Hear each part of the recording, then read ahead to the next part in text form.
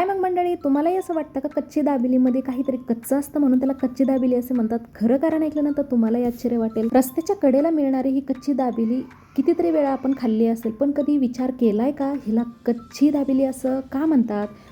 यात असं काय खास आहे की आज ती संपूर्ण भारतात प्रसिद्ध झाली आहे? आज आपण जाणून घेणार आहोत तिची अशी रंजक इंटरेस्टिंग गोष्ट. अगदी स्ट्रीट स्टाईलमध्ये बनवणार आहोत खमंग बटरमध्ये भाजलेली मसालेदार कच्ची दाबेली. चला तर मग सुरुवात करूया. सर्वात प्रथम हिचा इतिहास बघूया आपण. कच्ची दाबेलीचा उगम हा गुजरातमधील कच्छ जिल्ह्यात झाला आहे. 1960च्या सुमारास कच्छीमधील मांडवी येथे ही डिश प्रथम तयार झाली आहे असे मानले जाते. दाबेली हा शब्द सुरुवातीला गुजराती भाषेतील दबावेली या शब्दापासून आला आहे. ह्याचा अर्थ दाबून तयार केलेली आहे असा होतो. हे तुम्हाला माहीत होतं का? ॲक्च्युली मला तर नक्कीच माहीत नव्हतं. मसालेदार बटाट्याचे सारण बनपावमध्ये भरून ते हलके दाबले जाते आणि बटरमध्ये भाजले जाते, म्हणून तिला दाबेली म्हणतात. कच्ची हे नाव कच्छ प्रदेशावरून पडते. तिथूनच ही डिश गुजरातभर आणि नंतर मुंबई, पुणे, दिल्लीसह संपूर्ण भारतात लोकप्रिय झाली. आज कच्ची दाबेली ही भारतातील सर्वात आवडत्या स्ट्रीट फूडपैकी एक मानले जाते. आता हा इतिहास तर समजला. चला तर मग आता बनवूया स्ट्रीट स्टाईल ओरिजिनल कच्ची दाबेली.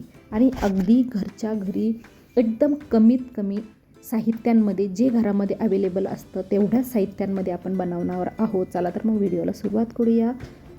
मी सीमाज व्लॉग्स अँड किचनमध्ये सीमा तुमचं सर्वांचं पुन्हा एकदा स्वागत करते. चला तर सुरुवात करूया. चला तर मग दाबेली बनवण्यासाठी आपल्याला लागणार आहे तिथे बटाटे. ते आपण घेतलेले आहे आणि ते आपण बॉईल करून घेणार आहोत. इथे 4 मी विसल्स काढून घेतलेला आहे आणि त्यानंतर थंड झाल्यानंतर मी हे एका डिशमध्ये काढून घेतलेले आहे आणि त्यानंतर मी पील करून घेतलेले आहे. आणि मोस्ट इम्पॉर्टंट थिंग, आपण एका स्मॅशरच्या हेल्पने हे स्मॅश करून घेणार आहोत व्यवस्थित एक समान. आणि त्यानंतर आपण आता गॅसवरती कढाई ठेवणार आहे आणि तेल गरम करून घेणार आहे.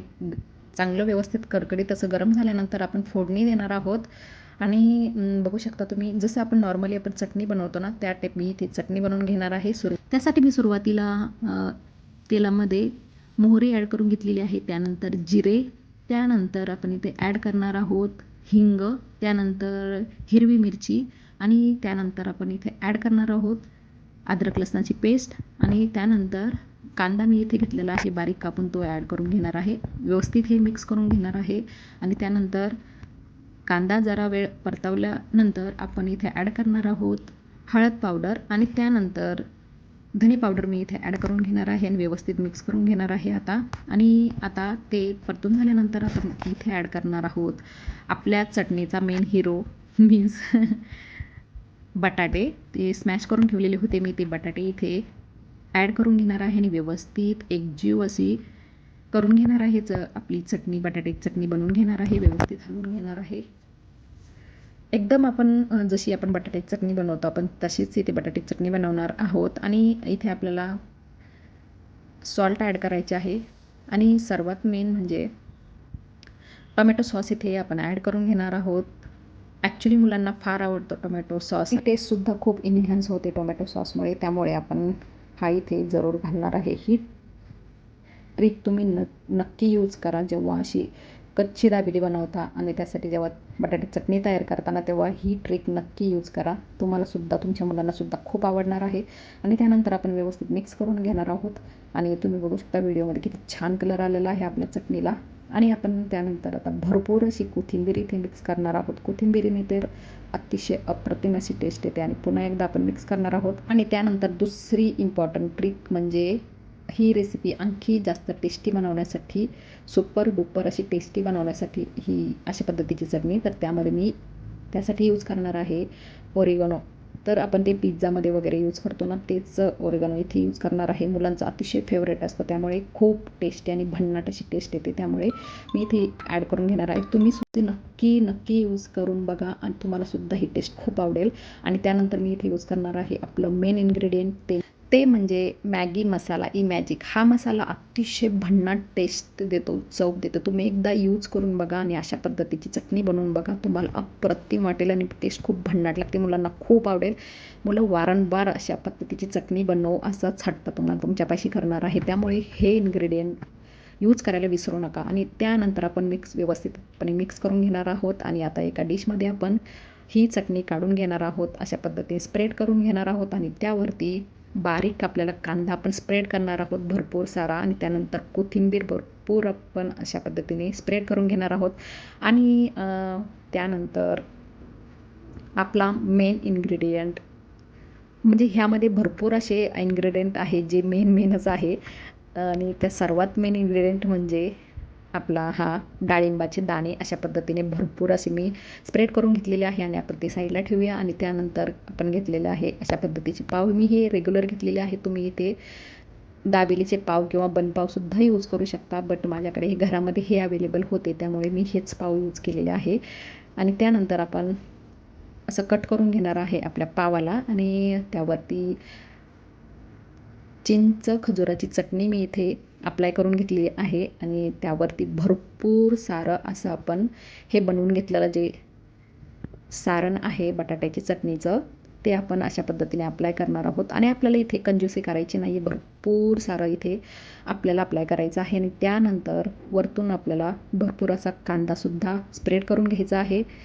आणि त्यावरती हे आपले दाणे डाळिंबाचे दाणे आपल्याला इथे स्प्रेड करून घ्यायचे आहे. आणि त्यावरती मी तुम्हाला म्हटल्याप्रमाणे घरामध्ये अवेलेबल असलेल्या साहित्यांमध्येच आपल्याला ही बनवायची आहे. तर आपल्याकडे शेव असते बघा, शेव घरामध्ये, त्या शेवेमध्ये जे दाणे असतात, डाळे असतात, त्याच मी इथे यूज केलेले आहेत. ते आपण स्प्रेड करून घेतलेले आहे. आणि त्यावरती मी इथे यूज केलेलं आहे खारी बुंदी.